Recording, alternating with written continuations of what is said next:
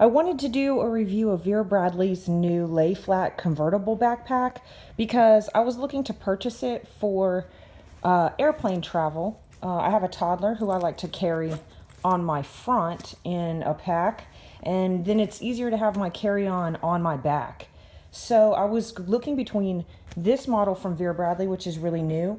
It's about $160 right now, and the Tortuga Setback 35 liter, which probably is going to be a more sturdier pack for, let's say you were traveling internationally, you were going to do a lot of walking.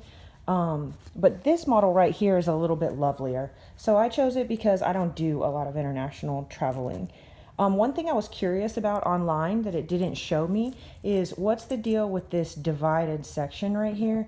And I'm going to try to show you one-handed. So you zip this all the way down, you can just pull this back to the side, and that actually is literally where it stops. So this divider line is like a seam that goes down the whole pack. So this is no deeper than 1/2 of the front of the bag. This one has, let's see, horizontal pockets with the zipper on the top. Whereas the other side you'll see has vertical pockets. And I think that's so that if you're choosing the option where you carry it as like a duffel, where it's on its side, then you would have upright facing pockets. Do you know what I mean? So like if it was being carried as a duffel, you now have pockets that are upright for that. But still, if you're carrying it as a backpack and you reach around, sometimes it's nice maybe to just reach in a side pocket directly from the side. So this side right here on the right is exactly like the left side, but with vertical pockets instead of horizontal pockets. And both sides of that front zip section are shallow. So you couldn't put a paper in there or anything, or a booklet, but you could do that in this front pocket if you wanted to. I like that it's pretty thin. All I really need is I need that suitcase portion. You can see I have this packed out to the max. I'll put a couple pictures of the measurement in right here so you can see how big it is when it's fully packed out.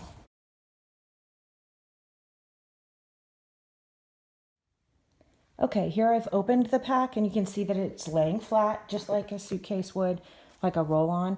And you can see that it's super packed out. I used packing cubes. I'm going to show you what can fit inside. You obviously see that I stuck some hair accessories right here. Inside this section is a little shallow area.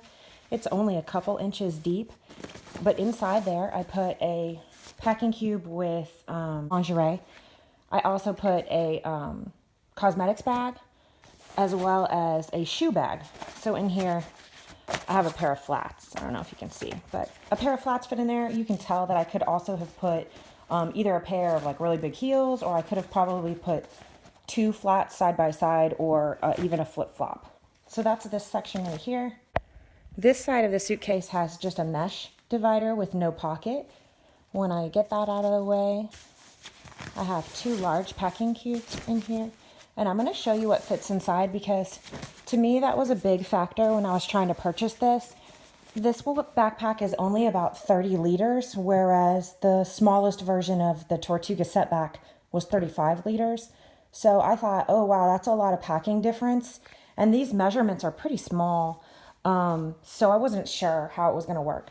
These are medium size packing cubes. So they're about 9 by 13. So about 9 inches this way, 13 this way. But you could see that by kind of wedging in the corners a little bit, these were able to fit just fine. So those are standard size medium packing cubes. And let's look inside each one and let me show you how much clothing I was able to fit inside. So in this one, I was able to fit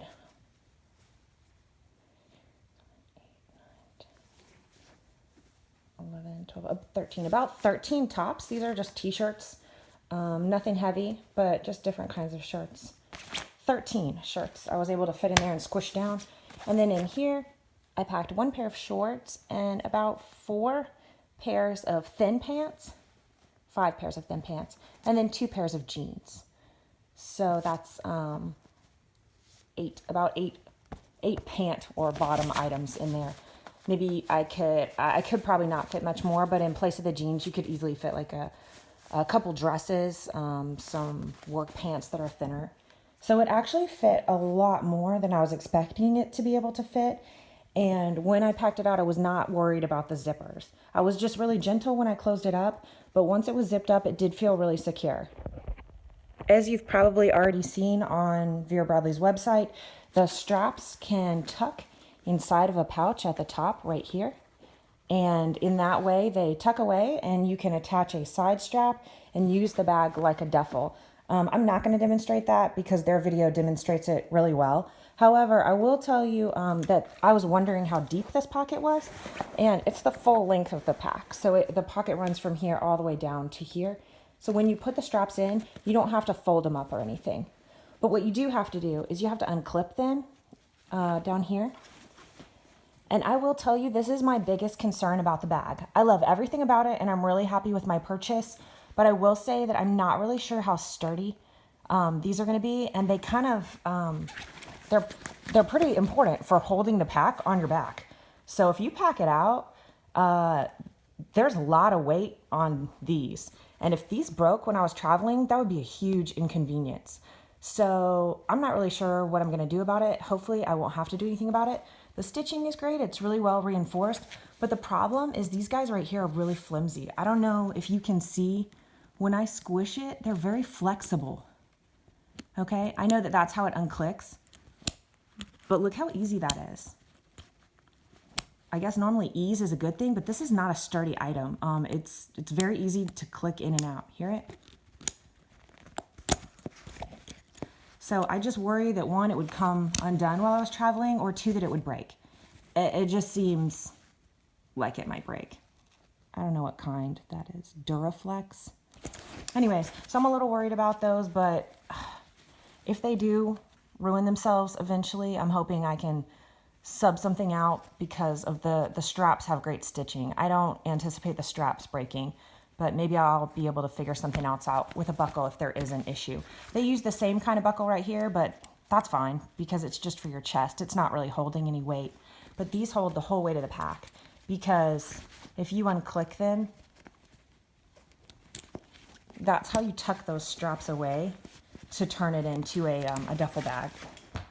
So you just tuck them into this pocket then right here, and then your bag, I've got it all unzipped now, but you would flip it on its side and use these little guys right here on each side to attach the strap that comes with.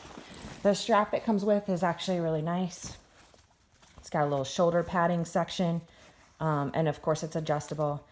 It's got these really great, nice metal clips, so I don't know why they couldn't have just put those on the bottom of the actual backpack, something like that, since literally all the weight of your bag is dependent on those. And if your straps got ruined, well, I guess you just have to carry it as a duffel for the rest of your trip.